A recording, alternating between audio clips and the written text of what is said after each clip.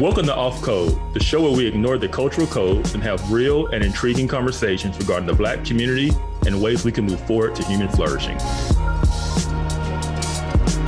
All right, welcome back to another episode of Off Code. I am Monique Dusan. And I am Kevin Briggins, and you guys are back with us. You stayed with us for part 2 of Black abortion, going through the Vox article titled Black Women Will Suffer the Most Without Roe. This is a very, very heavy, packed article. And so it's taken us 2 episodes just to get through it. And so we didn't want to cut you guys short and just kind of finish really quick. So we decided, you know what, let's just make this 2 episodes and expand out. And that's what we're doing. Yeah. And if you haven't seen the first episode, we are not about to rehash all that we talked about in that episode. So go back and watch the previous episode, episode 1 on Black abortion, so that you can hear the conversation in context and not just get the tail end of it. Okay, so the section that we're going to start reading is entitled Black Women Have High Rates of Unintended Pregnancy. In 2011, the latest year for which data is available, 48% of all pregnancies in the United States were unintended, meaning that they were unplanned, mistimed, or unwanted at the time of conception. Black women are disproportionately at risk for unintended pregnancy. 63% of all pregnancies for Black women were unintended, compared to 42% for white women. The study found that women who experience unintended pregnancy have a significant risk of sickness and death. They were also more likely to be poor and to have inadequate access to reliable and affordable contraception. What say you, Kevin, Mr. Briggins? Drop the knowledge. Oh, it's just the way it's framed. Disproportionately at risk. You're not at risk of pregnancy unless you do a particular thing, right? Yes. You're not a victim of something, right? This is not something that we need to fix because you're disproportionately, we are disproportionately represented in these numbers. It's like, no. But with that said, I don't see this as a Black issue per se. Like, this isn't, okay, 63% of Black pregnancies are unplanned. That's life. Right, you're doing things that lead to pregnancy, and like one day you're not feeling too well, you take a pregnancy test, you're pregnant. That's just life. Yes. That is not something to overcome. Yes, nor is it because you're Black. Yes, exactly. But that's the way that it's framed. Like, this is a disproportionate number. And so because the number is disproportionate, it needs to be fixed. Because there's a disparity in these numbers, well, that must mean that there is some kind of power play or something that is inequitable. Like, this conversation of Black pregnancy never leads to the true conversation that needs to happen, which is morality. Why are we just sleeping around? Or why are you doing things that are, I will say, I don't know what the right word is, but I feel like there's a morality conversation there, because as we saw earlier, a disproportionate number of these women are single women. I know what the word is. It's a very popular word right now, being made more popular by a particular Democrat senator in Rhode Island. That word is twerking. That's what's going on. There's a lot of twerking going on. Let's be real.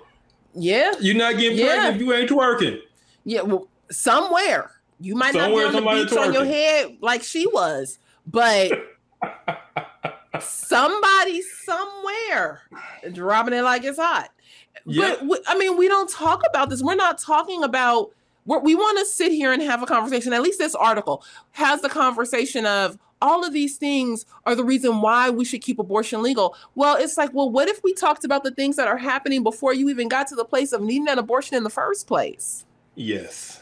Yes. The fact that you are now at the place of needing an abortion, we didn't skip some steps, and it's not power dynamics that are causing the majority of the abortions that we're seeing among the Black community. Yeah, and it really comes down to the culture doesn't want to be told that they need to change their behavior, especially when it comes to sex. People don't want to be told they need to stop, doing whatever it is they're doing. The biblical term is fornicating. It is. If I was on the street, I'd say hoeing around, but that's wrong. Like, I'm not trying to say that everybody's doing that. No. But to a degree, it's like if you think, and I know people are going to be like, it's my body, it's my choice. You just talked about agency and autonomy and all of that. And yes, you do have everything is set up for you to choose what you do with your body. But let's be clear that when it comes to an abortion is not your body. An abortion is a completely different body that we are now talking about. Yes. It is a complete disregard to all the choices you have before you get to that point. Yeah. And that is what nobody wants to kind of address. It's the elephant in the room. I wrote a note that says, what does this say about the state of Black women? If we, I always say, stay ready, because then you don't have to get ready. But in this conversation, it's like nobody's ready. Is no one ready that 63% of all pregnancies for Black women were unintended? Like, what does that really say? Yeah. And go ahead. No, it is just a sign of the state of our relationships. The state of, what we call hookup culture. What do we call, what's a PC word for it? I know the PC word. It's friends with benefits, right? Oh. It's just a lot of casual hooking up. Like, we ain't together, but I'm going to call him at 2:00 in the morning to come over. Mm-hmm. Right? It's a lot of that type of stuff going on. And that's what nobody really wants to talk about. And I think that is what the overturning of Roe and a lot of these laws in these states are going to cause women to question more is, should I invite him over? Or I'm not on birth control. It's just going to cause people to think about the consequences of their actions and hold people accountable for their actions. You're not a victim of pregnancy. And that's the whole my body, my choice thing. It's almost if they pretend that to be pregnant is to be oppressed. To be pregnant is to be a victim. You're not a victim to your child growing in your womb. You're not a victim to that, right? And so it's just the whole framing of the issue. And I was talking to somebody recently about this issue. And it really comes down to the Black community adopted the feminist movement's mentality, right? And say more about that. Yeah, and so basically you had the feminist movement, that took off. And before, we talk about the post Civil War, right, era, right? Not Civil War. The post World War II. No, World War II. Okay. No, I'm thinking about a war. I was just wrong war. I was getting that mixed up with civil rights. So post World War II or pre World War II, you had Black marriage rates that were even higher than whites, right? And then, that was 1945. Then you get to the 50s and 60s and you get this big push for this big feminist movement, right? Women's liberation movement. To be free to compete with men is essentially what it is, right? And so you have women who believe that for a woman to compete with a man within the workplace, she had not only to be have the ability to not get pregnant, contraceptive, but she needed to have the ability to become unpregnant, abortion, right?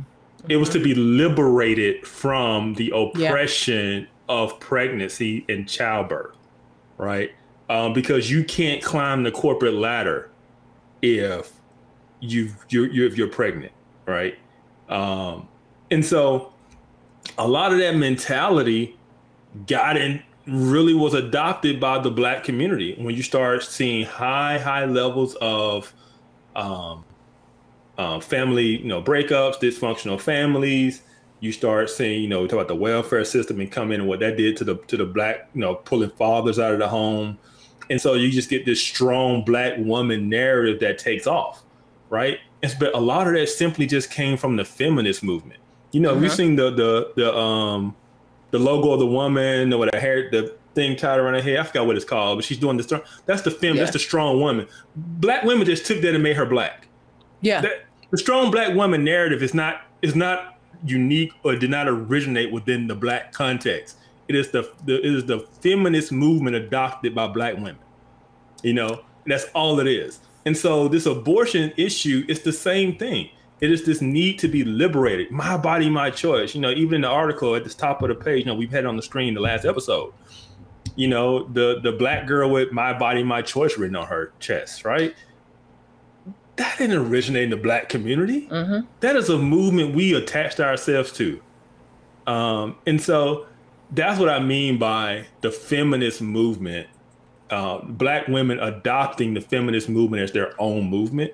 Yeah. Because people will talk about the feminist movement being a suburban white woman movement, right? And then it was adopted by Black women, Black feminists, and it's all because, and this is why it's so enticing to the Black community, it is rooted in a liberation type of language, right? Yes.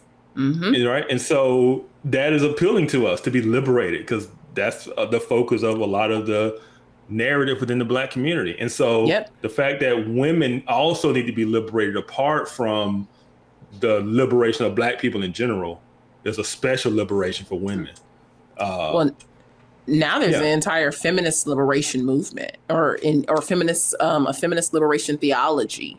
So I hear what you're saying. But unfortunately, what people don't get, especially Christians, is that this idea of abortion, my body, my choice, this strong, and I'm not saying that women can't be strong, but the way in which feminism does it, especially second and third wave feminism, it divorces us from the narrative of Scripture. It divorces us from the creation mandate.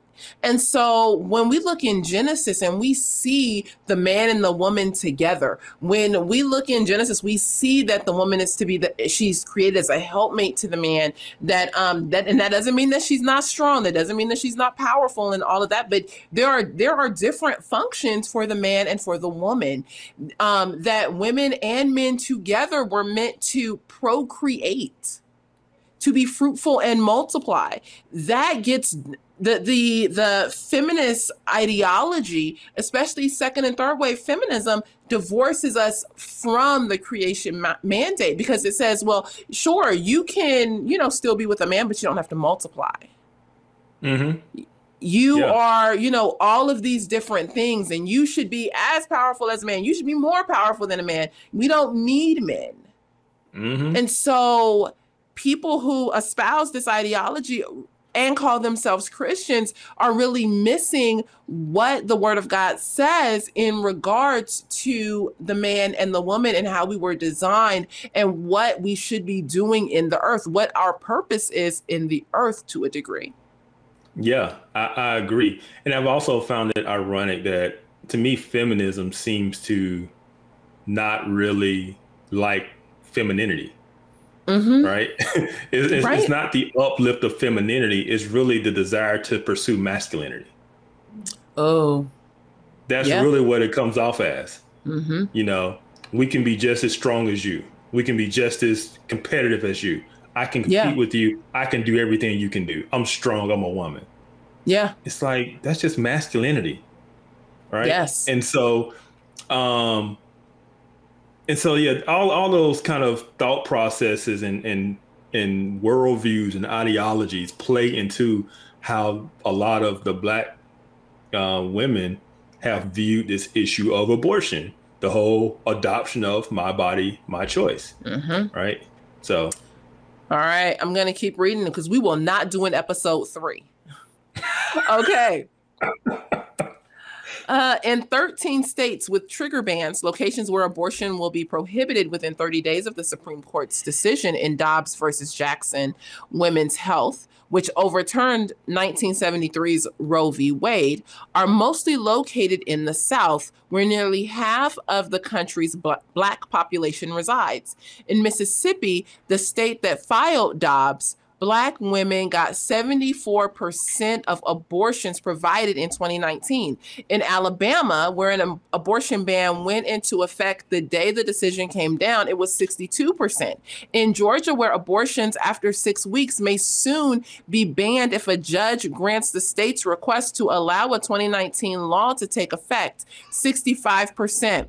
Black women are also less likely to have the financial means to afford out-of-state travel for a time-sensitive abortion. 4 in 10 Black women ages 18 to 44 could not afford more than $10 for birth control, according to a 2017 survey, while 46% of Black mothers of children under 18 said they could afford less than $10.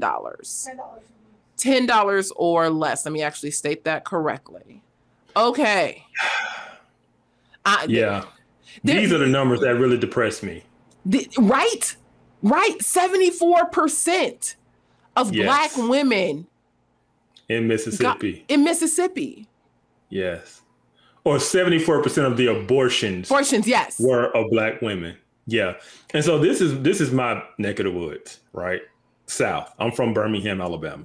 Mm-hmm. I've lived in the Southeast all my life. I've traveled all over, but I've lived predominantly in the Southeast. These numbers are really, really sad. And it really goes to show the destructiveness of abortion to a community. Because a lot of the Black communities in the South are poor communities. They really are. But you're talking about 74%. Because the thing, this is what people don't talk about.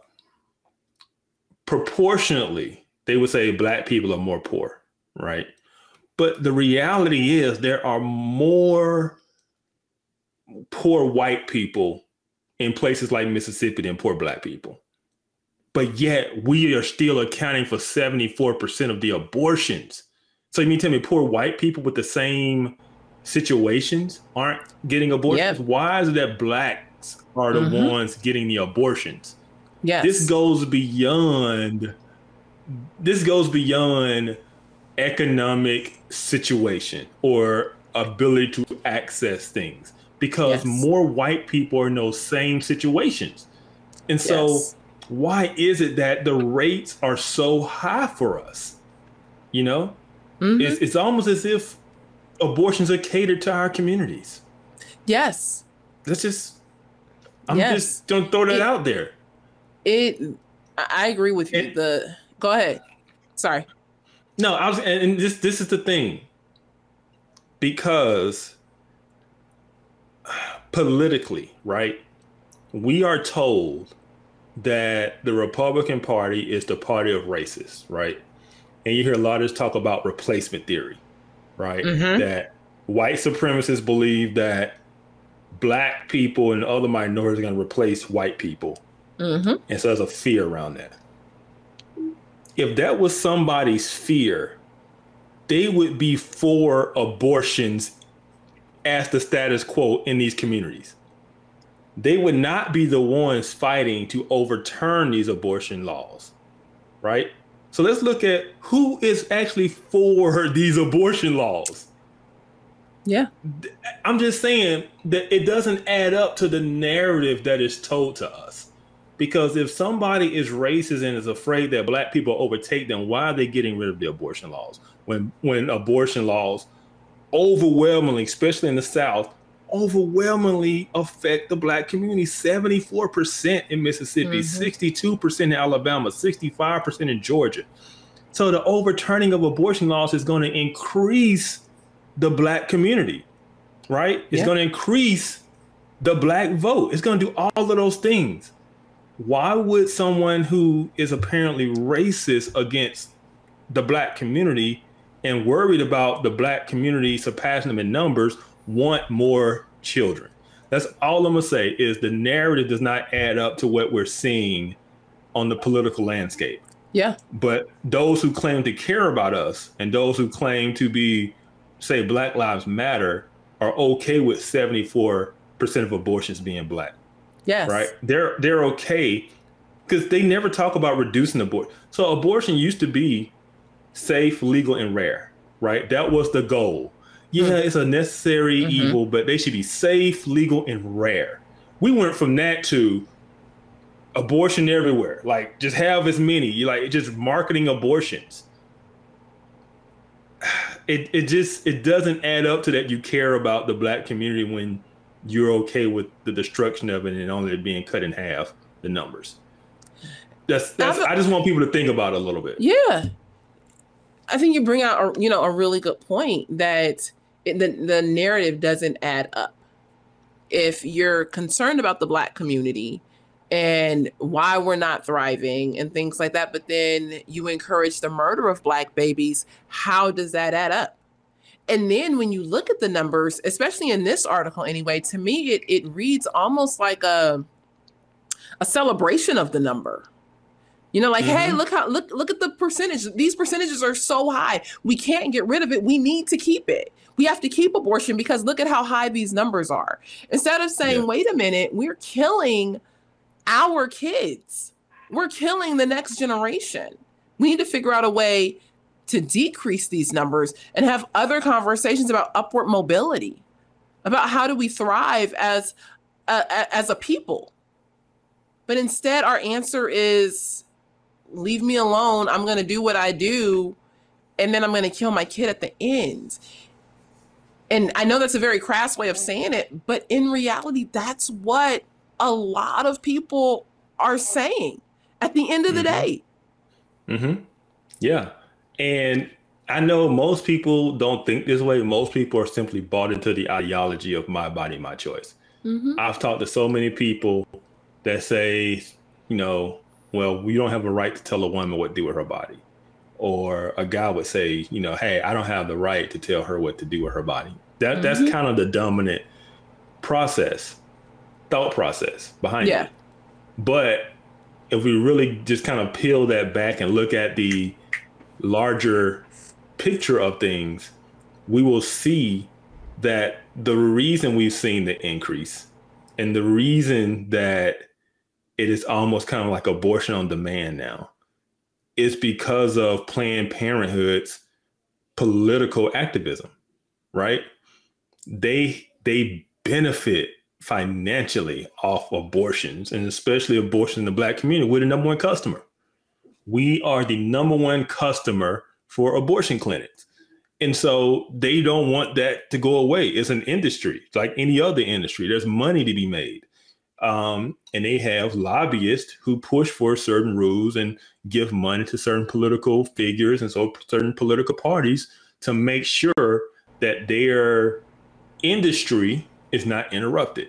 Right. And so whereas I know the average person isn't thinking about that. They need to understand the reason that it is pushed so heavily is because there's a political push for it because somebody's benefiting off of it financially. Sadly. Yes. And if there was no benefit, do you really think these big businesses and companies would be willing to pay to have women travel out of state to get an abortion? Like it says, Black women are also less likely to have the financial means to afford out-of-state travel for a time-sensitive abortion. So now companies like Amazon or Target, they'll help pay for your travel expense. You know why, right?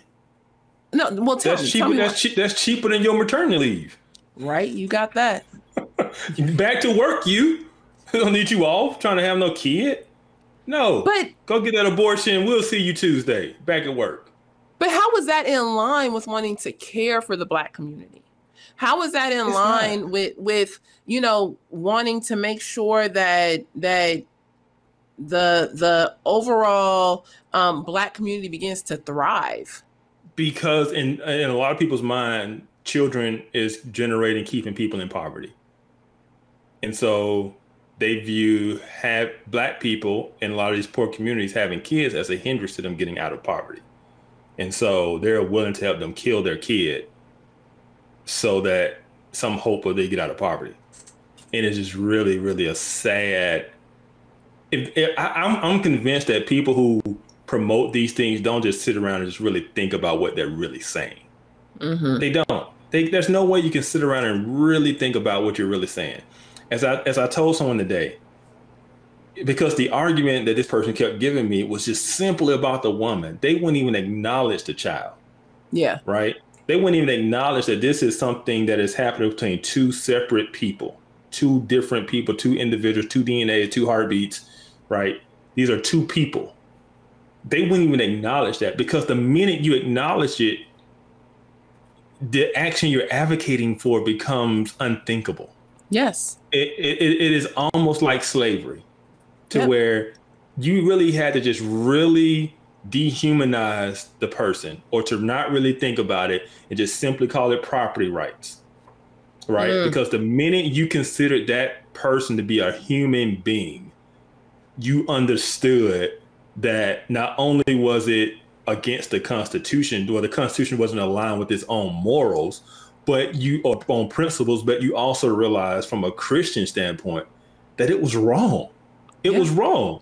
And that's what, if people really allowed themselves to really think through this and really see this child for something other than a fetus or a clump of cells, and really can understand that this is a human being, this is a human life that they're ending, it becomes unthinkable to simply say, my body, my choice, or her body, her choice.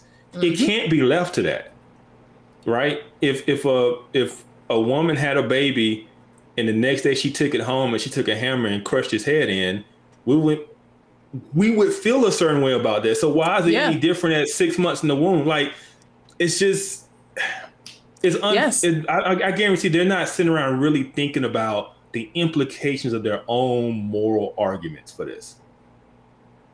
So I agree. I'm going to keep reading because, like I said, we can't go into a third episode. I might take a bigger chunk this time. Let's do episode 3. We're doing 3. I don't know about that. Okay. Black women have the highest maternal mortality rate in the United States, 55.3 per 100,000 live births for 2020, according to the CDC data, which means they are more likely to die while pregnant, during delivery, or in the postpartum period. That year, Black women were 2.9 times more likely to die from a pregnancy-related issue than white women. And then here we see the statistical data between 2018, 2019, and 2020, where we can see that Black mortality rates per 100,000 live births in the U.S. grew from 37.3% in 2018 to 55.3% in 2020. Mm-hmm. Continuing. And the rate... go ahead. Before you go. They might talk. I don't think they will. But look at that chart. What stands out to me, and this is something I've known even before I saw this chart. The Hispanic rate is lower than the white rate. How is that? Is this simply an issue of racism? Right? How are Hispanic rates lower than whites? So clearly there has to be some other reason for the disparity in the maternal health of Black women versus other women. It can't simply be, systemic, because the Hispanic population, which a lot of them are even, aren't even legal citizens in a lot of cases, but yet their rates, they're not going to get all the maternal care. Their rates are lower than whites. That is something that needs to be explained. Yes. One of the things I was going to say in this piece was that if these numbers are true, why? Like, are we asking the question why? Yes. Are we looking at what different medical issues tend to impact Blacks Black women more than any other, ethnic group or racial group, and why? I don't know if people understand that preeclampsia impacts Black women at higher rates. Now, do white women and Hispanic women also deal with it? Yes, but I have not seen yet true data that shows this is why it impacts Black women at higher rates, just that Black women are impacted at higher rates. Can it result in death of the fetus or of the mother? Yes. It causes things like high blood pressure and all of that. And so we have to be asking why. We can't just say, well, because there's this disparity, now we need to keep abortion.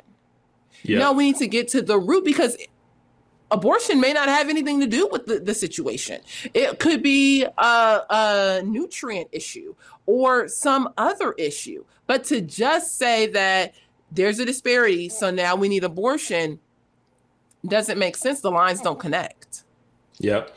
I would really love for them to do a study, because this thing, they always just do white to Black, right? Mm-hmm. Blacks are 2.9% more than whites, and just leave it at that. The minute you throw other ethnicities into the discussion, it throws off the narrative that race is really is, right? And so I would love a study as to why Hispanic women have a lower rate than white women. Mm-hmm. That's maybe what I would like racist. I don't know.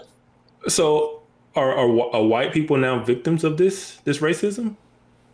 I mean, maybe we need to get our white friends to get on the government assistance. They are. Maybe we need to advocate for more. I don't know, but I mean, I just wish there was more analysis. Yeah, I just wish there was more analysis and thought to it. Yeah, I agree. Okay, I'm gonna keep reading. And the rate has only increased in recent years, growing from 37.3% per 100,000 births in 2018 to 55.3% in 2020. The CDC attributed Black women's high maternal mortality rate to factors like access to care, quality of care, prevalence of chronic diseases, structural racism. There it is. Racism is for everything. And implicit biases. Pregnancy complications are the 6th leading cause of death among Black women ages 20 to 44, while pregnancy complications do not rank in the top 10 causes of death for any group of white women. Black women of all education and income backgrounds face the threat of dying in pregnancy and childbirth. And I will stop here and say this. Black women, it says Black women of all education and income backgrounds face the threat of dying in pregnancy and childbirth. White women too. Pregnancy ain't easy. From what I've seen, the stories I've heard. So clearly this is an income level. So what is it about Black women that makes them a higher risk to dying within childbirth? Yes. What makes Black women a higher risk? Is it something that is genetic? Is it simply genetic and that causes this? Is it diet? Is it the fact that we're more likely to be obese? What is it? I'm just throwing things out there. I don't know. But to me, that would be, simply saying access to care and all this kind of stuff, but then saying Black women, regardless of their economic situation or status, are at a higher risk. Well, then it can't be about access to care and structural racism. Yes. That's. And another thing to consider too is, even if we were to give some room for like medical racism is not in every hospital across the country with every Black birth. No, and it only affects Blacks. What about the Hispanic community? Yeah. What is the mortality? This is a good question, because I asked, was it hereditary? What is the mortality rate with African immigrants who have babies in the U.S.? Yes. That's what I want to know. Is it on the same level as African Americans? Mm-hmm.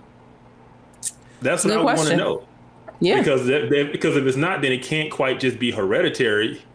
Mm-hmm. More than likely, just narrowing it down from my thought process, no data, it just seems to probably be more diet. I also would wonder, what is the abortion rate among Black Africans versus Black Americans? Or it might be zero. Black of any other, so like Yes. looking at, someone coming up from like the West Indies or the islands, Yes. and, all Yes. like what does that look like compared to the Black American? That is something that would be good to dive into. Episode 3. I see. I don't know about that.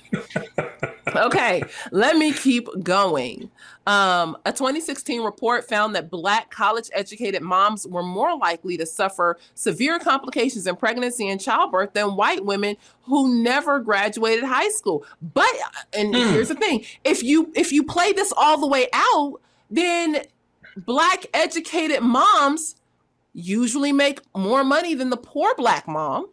They definitely have more education than the poor Black mom, but when compared to white women, well, you would have to also compare them, I would say, to the Black mom too. Is that not correct? Like, am I not thinking about this correctly? That Black educated, college educated Black moms were more likely to suffer severe complications in pregnancy and childbirth than white women who never graduated from high school. Well, I guess maybe you can't draw a direct connection or correlation to the poor Black mom or the, uneducated Black mom, but it seems like the argument could lean that education doesn't really play a factor in it. Like, you have to ask other questions other than education. Yeah, maybe I'm not thinking about it right. Clearly, education doesn't, because the rate for college-educated Black women is higher than white women who didn't even go to high school, who didn't even finish high school. So it's not even an issue of education, status in society. None of the it's not access to healthcare, because the educated woman is going to have better access and a higher financial status than the poor white woman. But yet her rate is still higher. And so I think that's why they automatically just go to, okay, well, then it must be some type of structural racism towards Black people. But if it doesn't apply to Hispanics, it doesn't apply to Africans in the United States, then it can't just be. We're going to do a follow. We want to find those numbers. Because, like, I know somebody, we can't be the first one. We can't be the first people to think about this. Okay, I'm going to keep going. You say that. You say that. But this is the thing, we're asking questions. This is critical thinking, right? A lot of people don't do this. A lot of people watch the news, they ingest a narrative, and they regurgitate that narrative back out. That's all. They don't ask questions. They don't think through these things. They don't look at data and say, hey, that doesn't make sense. Why is that not lining up? Or the data doesn't line up with the narrative. So like, they don't question. They just simply, I hate having a lot of these conversations, because the only response I ever get back is regurgitation of talking points. Yeah. Right. That's all I ever get back. So I done seen some people come for you on social media. With the same regurgitated talking points. Yep. It's like which tells me they haven't thought through the issue. They're simply regurgitating their biased news source. All right, here we go. A full abortion ban could increase Black maternal deaths by 33% compared to a 21% increase for the overall population, according to a recent study. Mississippi has some of the worst maternal mortality and infant mortality rates in the United States. The state's maternal mortality rate is 33 maternal deaths per 100,000 live births. For Black women, that number is 51.9 deaths per 100,000 live births, nearly 3 times the number for white women, 18.9. I don't know if I read that correctly. Let me read that one more time. For Black women, that number is 51.9 deaths per 100,000 live births, nearly 3 times the number for white women, 18.9. Okay. Yeah. And when Black women don't die from pregnancy, their pregnancies have riskier complications. This is why some abortions are performed to save lives, though some anti-abortion activists want these exceptions removed from legislation. Rates of ectopic pregnancies in which the egg does not make it to the uterus and instead implants somewhere outside of it, like in a fallopian tube, are higher for Black women and are the 5th top cause of maternal death. And this is the question I have. Because of fallopian tube pregnancy, to me, is not an abortion. It is not an abortion. That's what I'm like. So are those now illegal? No, they're not. That's what I've been wondering. Like, that's not an abortion. That is not an abortion. No. And if you have more questions about that, because we are not medical professionals and can't get deeply into that, All the Things are podcast that airs on Saturday nights. We just did an episode with an OBGYN from last Saturday, which would have been the 2nd of July. You can go to allthethingshow.com and watch that episode. We talk about things like ectopic pregnancies or things that are being thrown out there as being abortions, and they're not. No one is advocating that if you have an ectopic pregnancy, you need to have an abortion and then ban that. That is a talking point that is, I would say, a hoodwink and bamboozle to get people to advocate for abortions. But an ectopic pregnancy does not result in abortion. No. Yeah.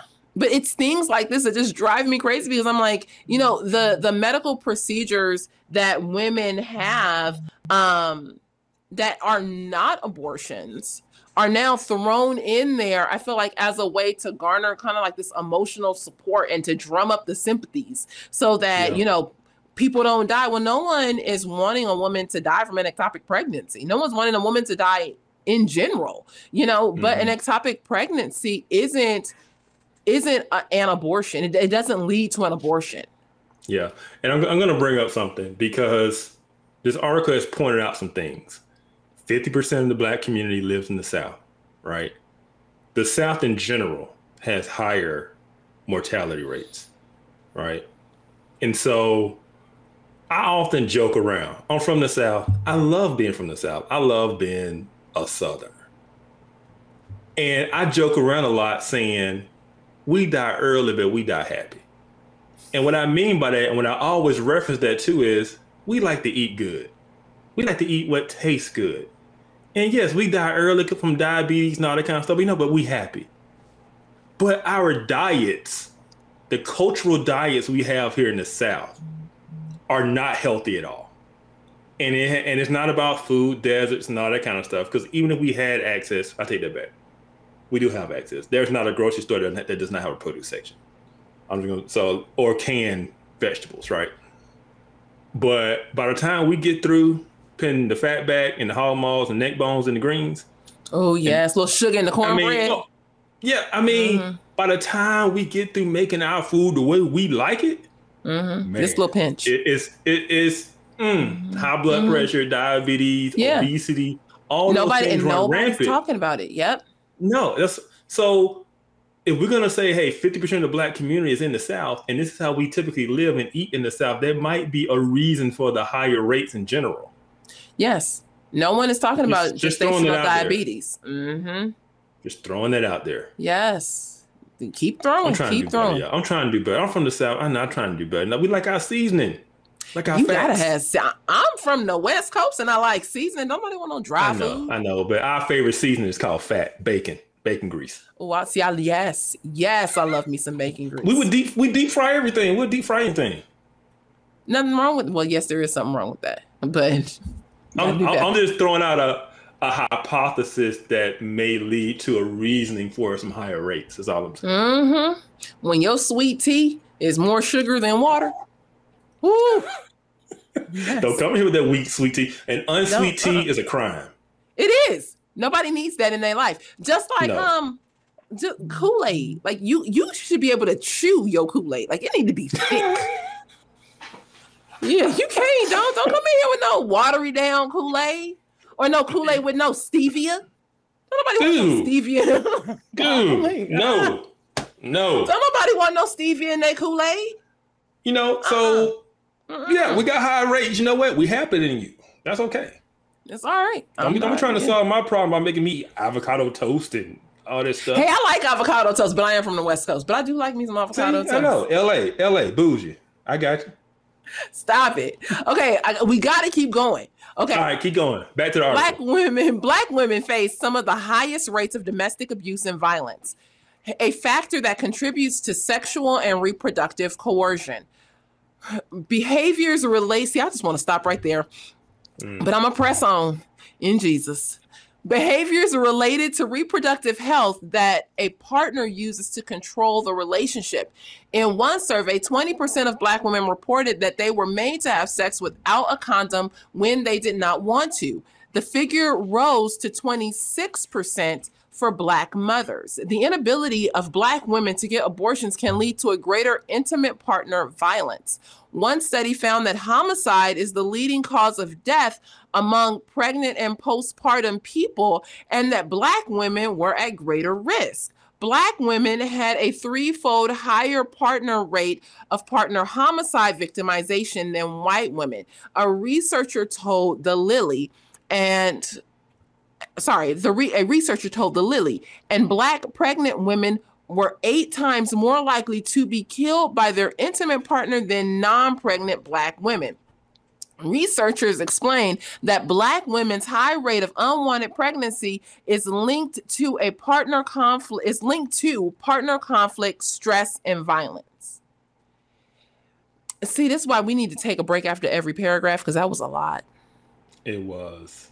I would say, so this is one you have to tread lightly, because this is real issues, right?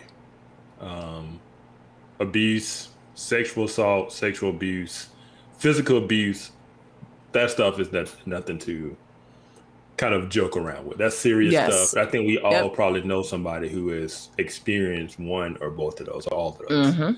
Yeah. But with that said, to this issue, I don't see how abortion is the solution to that issue. Yep. Right? I don't see how a woman terminating the life of her child is the solution to the violent situation she's in.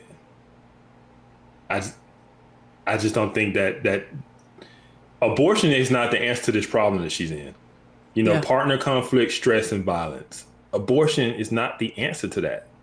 That's to me when we start talking about what is the root cause of this? What is going on here?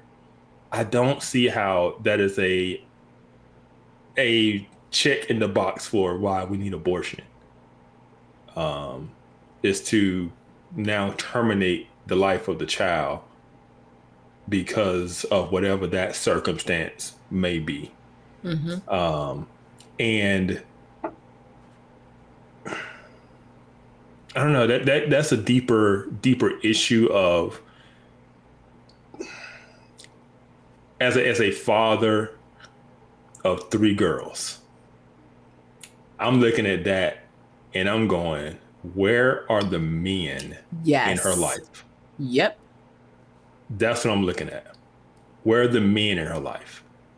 Where's her father? Where are her uncles? Where are the men in her life that say, nah, baby, he's not going to do you like this. Right? We're going to pull you out of this. There's a breakdown somewhere that leads to, you can't prevent and stop every bad thing in the world from happening. But when we start talking about, hey, you get higher rates in this particular community, you have to ask, why is that? Right? And typically that's going to come down to some type of culture or family dynamic breakdown. It's a breakdown when I look at that, I say that's a breakdown in community. Whatever that is, whatever the reasoning is for that, there's a breakdown in community if you have women feeling powerless in situations with men.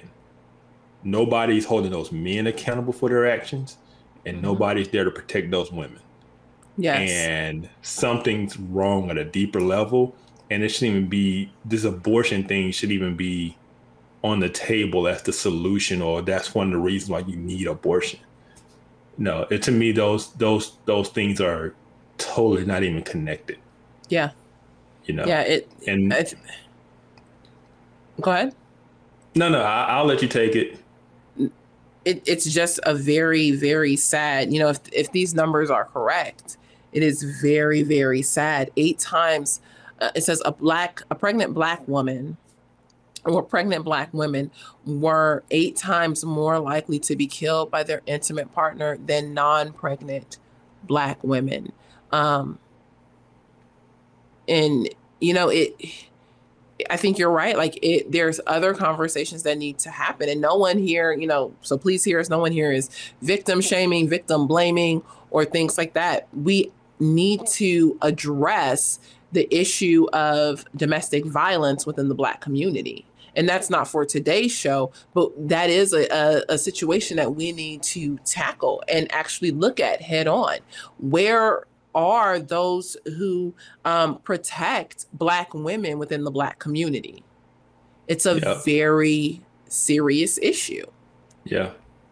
The situation that comes to my mind, and I'm not going to try to derail us, but it's the Jacob Blake situation, where the woman, his girlfriend, had the restraining order against him. He was violating that restraining order. The police were called. Mm-hmm. The police show up. He fights with the police. They tase him. The taser not working on him. He's just fighting and winning against the 3 officers, by the way. He gets up and he walks to his car as they are following him with the gun, telling him to stop. He ignores them, opens his car door, reaches in. They then shoot him. And we got angry at the police who were there to protect the Black woman. Mm-hmm. We burned down a city over him. And nobody cared about the Black woman. He was there threatening, had a knife, nothing. We only cared that the police shot him. Yep. That's a problem, right? That is a problem. Nobody cared that he was violating a restraining order she had against him. And that she needed to call the police for protection. But yet, Black Lives Matter. So, come on. I'm not trying to derail us, but to me, this part right here is a breakdown in that. Yes. Do we really care about these women? Yes. Where are the men? Because, and having an abortion doesn't fix the fact that this woman is in a broken relationship, that this woman is, sitting staying in the home or sitting at the hands of an abuser. And she's getting her tail beat whether she has her baby or not. And how do we fix that? How do we have that conversation that we have women who feel like they have no other out, who have no protection, who, are their only, or they believe their only recourse is to either stay or to have an abortion or risk being killed. Yeah. Like, there's a lot of other conversations that need to be had. Abortion is just one of those conversations on the table right now. Yeah. Okay. I'm going to keep going. The landmark decade-long Turnaway study, which studied women who wanted abortions but were unable to obtain them, found that women who were turned away from abortions were more likely to experience continued domestic violence. On top of this, Black women are less likely to report abuse since they are less likely to be believed, causing psychological trauma. Medical professionals also tend to systematically undertreat them for pain due to medical biases. Unintended pregnancies that lead to unwanted births create cycles of disadvantage for Black women. Since the pregnancies and births are unplanned, these women are often forced to make compromises in education and in employment opportunities, and subsequently lead to poverty and lower education attainment. Being denied an abortion leads to an increase in financial distress that persists for years, according to a recent study. More than 80% of Black mothers are breadwinners, which means they are either the sole earners or earning at least 40% of the household's income. Black women are twice as likely as white women to be the sole breadwinner for their families. Nearly 1 in 4 Black women lives in poverty, and though they make up only 12.8% of all women in the United States population, represent 22.3% of women in poverty. The gender wage gap, the gender wealth gap, and segregation into low-paying jobs all limit their employment opportunities. Okay, I'm gonna stop there. There's a lot said there. A lot. It is. There's a lot. I mean, we can talk about Black fatherlessness. We can talk about the idea that, and I feel like this is where a lot of people on the left or pro-choice people will argue that, well, Black fathers are in the home, they just aren't married to the woman, but that creates a whole nother level of issues and another level of confusion for children and what's right and what's wrong. But let's start. They're not in the home. This is what they're saying. Even though they're not in the home, they're involved. They get them on the weekend. That's what they're saying. They're more likely to do that, but they're not in the home. Yeah, I would say that, not being in the home and just the dad who, I live with your mom and we just lived together for, however long, but the refusal to commit is another situation. Yeah. But this whole, and this kind of what I talked about the first episode about the cycles, how it was always an economic argument, right? If she has a baby, it's going to be harder for her to get out of poverty. It's this cycle of poverty. It's like the child is the reason when the child is not the reason. Yep. Not only this, all right, personal experience time. We're going to talk about how the government is set up to help those with kids versus those who are not, right? If you go out and get a kid, you qualify for a lot of things, including childcare. And if your income level is low enough, right? You get childcare, you get food stamps, you get all of these different programs, right? They help you WIC, all these things help you take care of your child. Another thing you get is a thing called Pell Grants to go to school. I found this out firsthand as a 18, 19-year-old in college. And I was getting denied Pell Grants because, of course, I was working. I had a car note, had to work, pay my car note. And then my mom's job that she used to make ends meet, which was check to check, low income. Our income combined and me not having any kids meant, you don't qualify for a Pell Grant. But if I went out and got a kid, I would qualify for the Pell Grant, right? It was incentivizing me to go out and get a kid. But by not having a kid and working, I wasn't qualified for the aid. And so it's rewarding, the system rewards people who don't make the best decisions, per se. Yes. And so this idea, yes, it's going to make it harder because from a standpoint of your time is not your time anymore, right? If you're going to work, you're going to go to school, you got to grind. You're going to have to put the grind in. But the resources are there for you to do it. That is what needs to be known. The resources are there that if you get a kid and you still want to get your education and push, it is going to be hard because it's going to be a grind. You're going to lose a lot of sleep, writing papers, and taking care of your baby and doing all these things. But it's doable. The resources are there. You don't have to not do because you got a baby. Yep. What you do or don't do is on you. Right. And so we act as if we have a country or nation that doesn't provide resources for these things. And we act as if people are just totally on their own.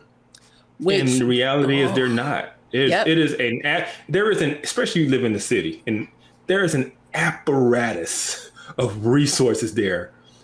And I've talked to plenty of social workers who said their biggest problem is getting people to take advantage of the resources that are there. Yes. Yes. They are basically pleading with these people yes. to take advantage of this program or that program, and they just won't do it. Yes. Yes. I completely agree. I have had to release people from programs because they refuse to go and take advantage of the system or the structure that is in place to help get them to the next place in life. Yes. But the structures are there. They are there. And that's why this argument works my nerve when people are like, you're only pro-life, but you're not, you're only pro-birth. You're not pro-life. As if to say that the structure of America is not set up to help the person who has a baby and may not have all of the means or resources to care for that baby. They can go, I don't know what it's called in Alabama, but I know here we have like Crystal Stairs. If you need any kind of childcare, daycare, there's a grant for childcare and daycare so that after you have your baby, you can go back to work or you can go to work. We have work programs that will teach you a skill so that you can go to work or you can go to school. You can get a book grant. You can get a grant to cover your tuition. There's so many opportunities, but people don't. One, I would say some people don't know about it, but two, some people just aren't taking advantage of it. It's easier to simply get an abortion. Yes. All right, we only got a couple more paragraphs, and so I'm gonna read these. I think it's only two, and then I have one more thing after we talk about these two paragraphs that I want to touch on. All right. The cycle affects their children. The infant mortality rate for Black babies is twice that for white babies. Pregnant Black women are more likely to receive inadequate or delayed prenatal care and to have poor health outcomes, such as low infant birth weight. Their children are also more likely to face developmental delays, poverty, poorer relationships with their mother, neglect, behavioral problems, and lower educational achievement. States with abortion restrictions tend to have fewer policies that support parents raising children. While the U.S. ranks near the bottom compared to peer countries for many of these measures, states with abortion restrictions in particular tend not to have paid family leave legislation, to rank especially low on women's income, to have a lot of uninsured women, and to lack quality childcare. These trends are sure to worsen the generational cycles of disadvantage that many Black women are stuck in. Final thoughts on these last two paragraphs. You're not stuck. That's what people need to realize. But that's what they want to convince you of. Yes, you are not stuck.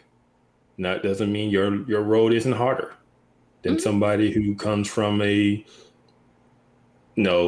economically privileged background. But you got to remember, it was your body and your choice. Yes. You made the choice with your body. And now the body growing inside of you is not your body. Yes. Yes. And this all I say is that you're not a victim to your pregnancy. You're not oppressed by your child. And having a child does not make you oppressed within a system. It doesn't. It's called life. And the circumstances you choose to put yourself in, a lot of times determines the number of obstacles you're going to have to overcome. And having a child out of wedlock is going to make it harder. And they talk about what's the ladder of success or the steps to success. I forgot what it's called, but it's graduate high school, get a job, get married before kids. People who follow those steps, the poverty rate is like super, super low. If you just follow those steps, finish high school. That ain't saying go to college. They're just saying finish high school, get a job, get married, have kids. If you do things in that order, you will avoid the cycle, right? And so if people would just kind of understand that and know that, and we have to have behavioral change. And I think that's what we're going to see. I think I don't think the pregnancy rate is going to stay the same because they know that the access to abortion is now gone. I think you're going to see women make better decisions on who they sleep with and when they sleep with somebody. And I think, I mean, it won't go down to zero, clearly not. But I do think that we're going to see a drop in the number of pregnancies because of women just making better decisions around their choice in their bodies. I hope so. I mean, that would be the one of a very hopeful, solution or outcome. I think something we're hoping for, that not saying that we are anti-kid or things like that. Like we don't want babies. No, we just want people to be responsible in their decision making, be responsible and go ahead. I just thought about too, like a lot of these women who get abortions are pressured to get abortions by the boyfriend who don't want the kid. Right? So all these men who don't want the kid, they're going to start thinking differently about sleeping with a woman unprotected, especially one they're not tied to emotionally in a relationship with. It's just kind of somebody you're hooking up with. That guy is going to be less likely to have unprotected intercourse if he knows that there's no way to undo what is done. Right. Yeah. And so I think you're going to see behavioral change on both ends. Yeah. That will be a very, I feel like, positive change for many people within the Black community.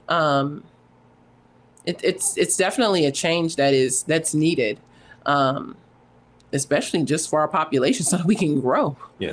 Now, this is what I was saying. No, I'm sorry. I believe Roe v. Wade and the whole sexual revolution that kind of came with it at the same time detached sex from relationship. It just really did. Oh, yeah. Sex just became about pleasure and doing whatever you want with whoever you want, whenever you want it. Right? Yeah, definitely. No consequences. Yeah. And it also detached sex from procreation. Yes. So now I'm going to have sex, but I don't have to have a baby. I don't have to procreate. Yep. Now that's going to change. So it's going to change people's behavior. Two things. I know I said I only had one thing, but I actually have two things. I would like, and I don't know if you up for it, and if you're not up for it, people will never know because I will have this edited out. This is the beauty of technology, people. I saw someone... You went back and forth. You had a bit of back and forth with someone on social media about rape. And when do we allow abortions? And do we allow abortions for the victims of rape? Because we haven't talked about this. We have not talked about rape. We have not talked about children who are the victims of incest and molestation and things like that. And I don't want to have a short-sighted conversation. I don't want people to leave here in confusion about our position or things like that. But I thought that your comments on this back and forth dialogue you were having with this person were very measured. I thought they were very respectful. I thought that they were very clear. So I was wondering if you could share, if you would be open to share some of that with us. And like I said, if you don't want to, you can go ahead and tell me right now because I will edit this out. I won't technically edit it out myself, but I'll get it edited out. I mean, no, this is off code and we say hard things and have hard conversation. This is a very, very difficult conversation to have because we know that when something like as horrible as rape happens, there's a lot of empathy for the victim of that situation. I've had friends and family be the victims of sexual assaults. So this is not coming from a place of just not caring or apathy, right? On the issue of abortion, the reason that this is less of an issue is because less than 1% of abortions conducted are the result of rape, right? At least from reporting. So less than 1%. So over 99% of the abortions that take place have absolutely nothing to do with rape. So people who bring up rape are really bringing up the outlier of outliers. Rape sexual assaults very, very rarely result in any type of pregnancy. And then once it does, it's up to that. No, all women don't seek abortions in that situation. This is the hardest part to talk about, because from a standpoint of, if we're going to say life begins at conception, or even if you believe it's at the heartbeat, or whatever you believe it is, at some point in time, people, no matter where you land, believes that what is inside that woman is a life, is a human being. Whether you believe it's at 3 weeks, 6 weeks, 10 weeks, 13 weeks, 20 weeks. At some point in time, every single person believes and knows that's a human being inside the woman. There, it's a baby. The issue with rape is, if that is a human life, regardless of the situation that life came to, how that life came to be, when is it ever okay to take that innocent life? And that is the really difficult question, because there is a sense of the thought process of a woman who was the victim of a crime so horrible as rape now has to carry for 9 months a child that is hers, but is also of her rapist. That is, there's no way to be callous about that. There's no way to not empathize with how difficult a situation that is. But as a society, this whole issue is simply about 2 lives here. There are 2 lives. And at what point is it okay to take one of those lives? At what point is it okay, regardless of the situation, to take an innocent life? And I personally, because we're talking about laws, and this isn't putting, you're putting your beliefs on someone else. All laws are moral. We cannot detach law from morality. When we have laws that say you can't murder, you can't steal, that's in the 10 Commandments. That's not, nobody say, that's religion. No, it is simply, we believe from a moral standpoint that it's wrong to murder somebody. So given that thought process, if we believe that that is an innocent life, then to believe that it is wrong to murder that person is not a forcing of religious beliefs on someone else, on society. This is saying, as a society, how do we legislate this issue between 2 people? And one person can't speak for themselves, right? And so as a society, we have to have a ruling on this. It can't simply be left open. If we believe that is a person and there are 2 people involved in this, the law has to regulate the interaction between these 2 people. Yeah. And I don't know any situation where we can say one person has the right to end the life of another, regardless of the circumstances. And I should say, from an innocent person, if you know, self-defense, defending somebody else, yeah. we understand those things. But simply an innocent life, who has the right to take it? Yep. Does that person have a right to life? And I believe that regardless of the circumstance, regardless of how hard it is, that person has a right to live. And no one has the right to take that person's life, regardless. And so, as horrible as the situation is, I believe that's where, just from a moral standpoint, I land. I can't fathom. And the person even tried to make it personal to me. I have 3 daughters. Yeah. If that happened to one of my daughters, there's no way I would be saying the answer is for her to kill her child. You know, I'm not going to sit here and say I'm going to make her, raise the child if she doesn't feel that's something she wants to do. But there's trauma from abortion. There's trauma from knowing you took the life of your own child. Nobody talks about that, right? Yes. That women aren't just simply always okay emotionally from an abortion, because like I say, at the end of the day, we all realize at some point in time, that's a human being. That was a life. That was a child. She's going to wonder, if I didn't get that abortion, my child would be 3 years old. What would they be like? Yes. What would their hair look like? I wonder what they would look like. How would they laugh? How would they smile? What would they be into? Those are real natural questions. That's human.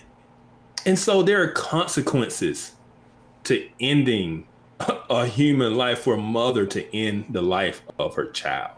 Yep. And that's something that we tend to glance over. And so there's no way that I would put that pressure on my daughter to end her child. I'm gonna give her all the support in the world. And I'm gonna let her know that we love her. We are going to love whatever decision she makes the child, whether she wants to raise it, whether she is too hurt from it to see it grow up, especially if it looks like the person, those are real things. She wants to do an open adoption to one day she might change her mind and want to, be in the child's life. We can do that. But to kill the child is never the solution to this issue.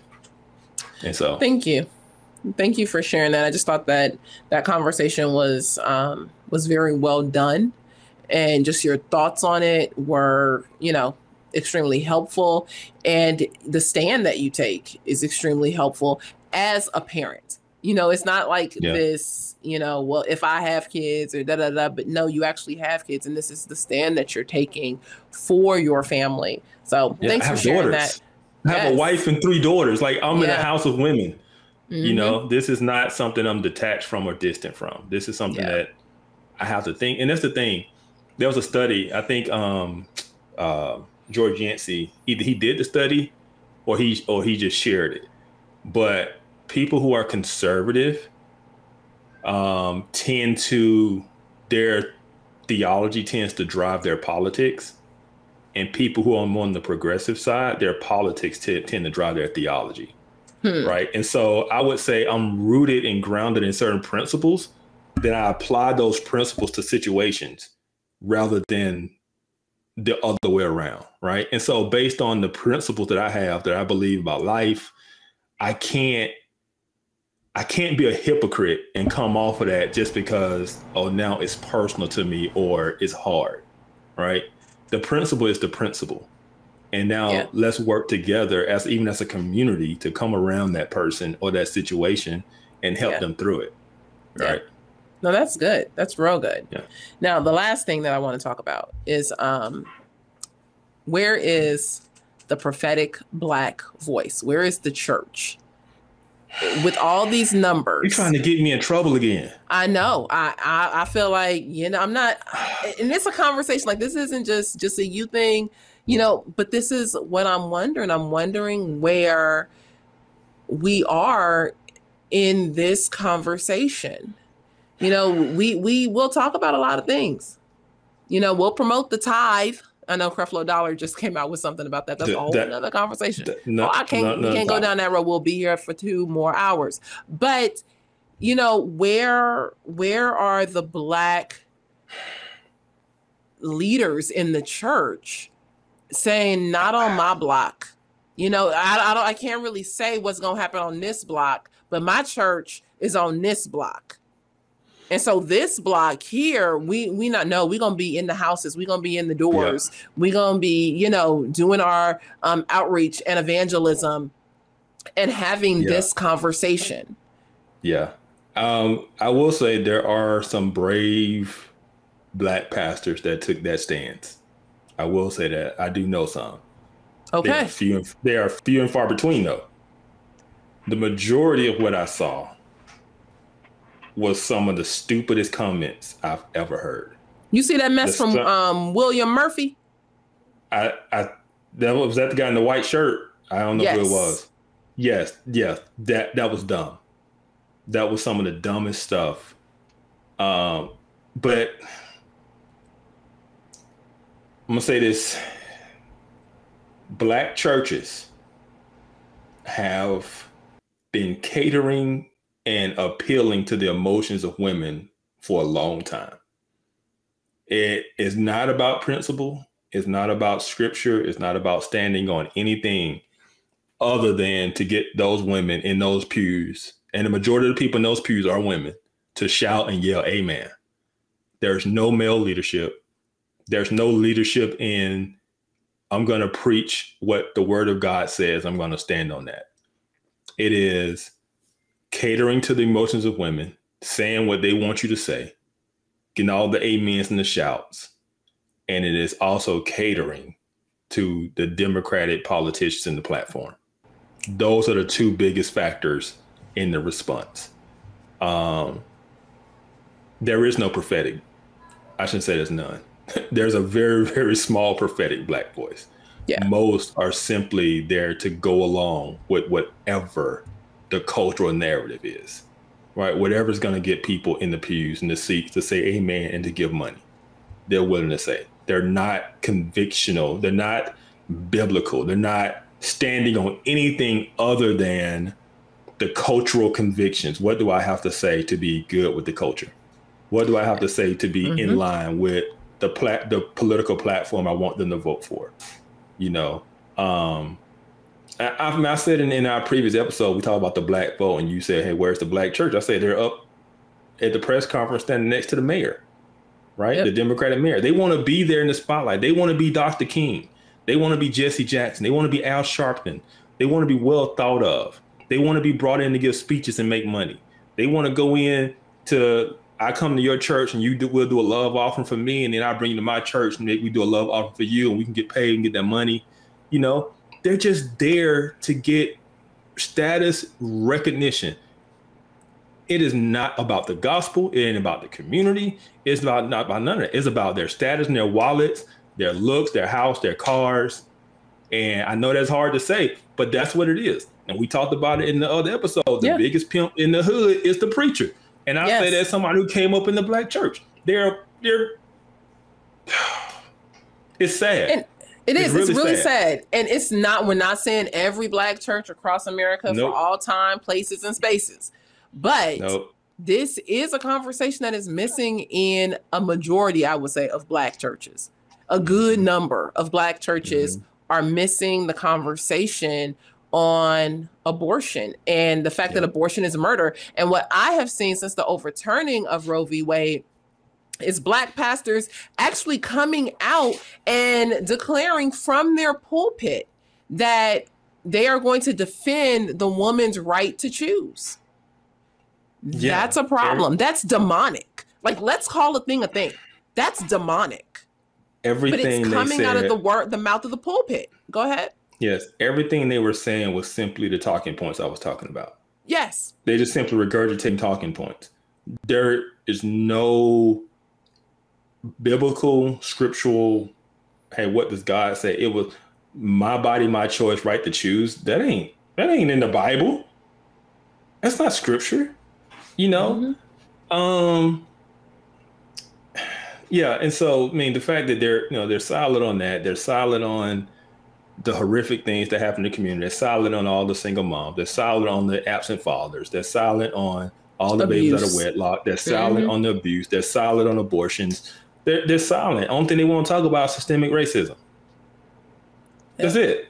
That's the only thing they want to talk about. They want to talk about anything that's on the Democratic ticketing platform. That's it. They want to talk about the latest police shooting, you know, and they want to give a sermon that gets everybody up out their seat on those issues. I don't even call it a sermon. They want to give a very theatrical talk, right? And this is what I was saying, you're going to get me in trouble. You knew what you was doing asking me this question. You did. I wasn't trying, I promise. Because this is the thing. Like I said, I've said this in the past on I think on the Black Vote video. Since the civil rights movement was so successful, the playbook for the Black church is to tie themselves to the Democratic Party, and the way to prosperity and solutions to all our issues is politics, right? They are so tied to politics. You know, we talk about, you know, white evangelicals and politics and all that kind of stuff. People talk about Christian nationalism. There is no more political religious entity than the Black church. Let's get that straight. There is no single religious entity more political than the Black church. Go ahead. None. Yes. Yep. Right. And so when you think about that, you want to say, where are they? They're tied to it. They're tied to a party and a platform that pushes abortion, that pushes LGBTQ, that pushes this narrative about, systemic racism, this narrative that you need to vote for them or the boogeyman's going to get you.